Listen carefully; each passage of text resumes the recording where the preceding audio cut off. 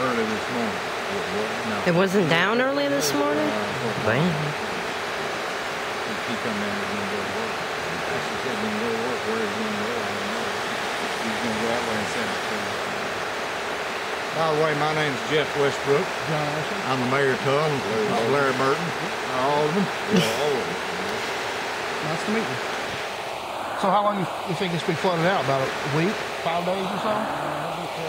Several days? Yeah, because they usually don't crest for like 3 days after the rain. This is an all problem. You're going across the river and it's no problem. I made that mistake over there one time. I took my mom's escort across there and it flooded. Yeah, I guess a detour all the way up to high school or down to Poland now. Yeah, you can't get past 62. Grant County 62 up here.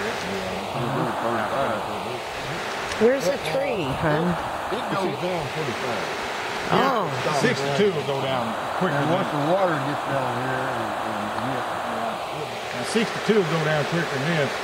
This will go down next, and then the last will go down will probably be down on the other side. What road number is this?